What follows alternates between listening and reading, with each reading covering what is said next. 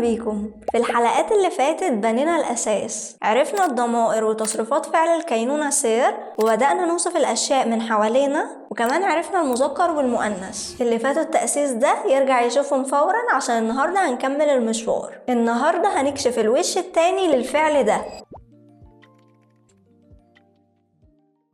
السير مش مجرد أنا أكون، ده الفعل المسؤول عن هوية الأشياء، أصلك، دينك، ملكيتك، وحتى المادة اللي مصنوع منها موبايلك.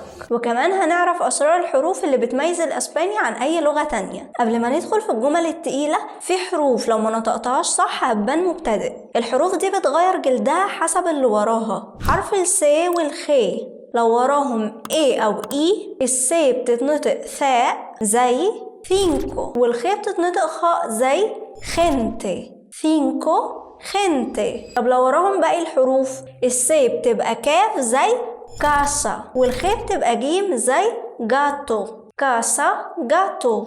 حرف الاني ده براند الاسباني بيتنطق نون يه، ني بضغطة خفيفة زي اسبانيا نينيو، اسبانيا ونينيو. حرف الاو والبي الاتنين دول في الاسباني ولاد عم، بيتنطقوا ب خفيفة، بينو بينو، بوتا بوتا. طب تعالوا نشوف حرف الاتش. فاكرين اولا؟ الاتش دايما صامتة، اعتبرها كأنها مش موجودة. hablar helado، hablar helado. احنا خدنا سوي اخيبثيا يعني انا مصرية. طب لو عايز تقول انت من مكان معين جوه مصر، هنستخدم حرف الجر دي، سوي دي والمكان، سوي دي الكايرو، سوي دي الكايرو، سوي دي الكايرو يعني انا من القاهرة.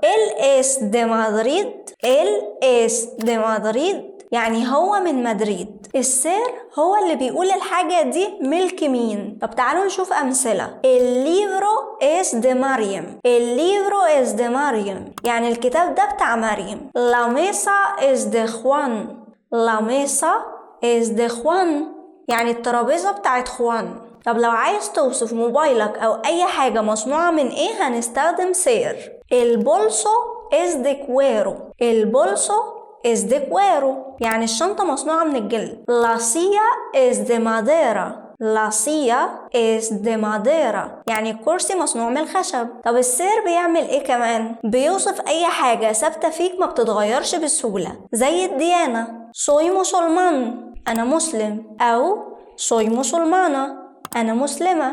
él es cristiano، él es cristiano هو مسيحي. طب لو عايز تعرف حد على عيلتك أو صحابك، برضو بنستخدم سير. él es mi padre، él es mi padre هو والدي. ella es mi amiga، ella es mi amiga هي صاحبتي. ellos son mis hermanos، ellos son mis hermanos يعني هم اخواتي. خلوا بالكم لو عندكم 100 اخت بنت ومعاهم اخ واحد ولد، المذكر يكسب، يعني هنقول hermanos مش hermanas.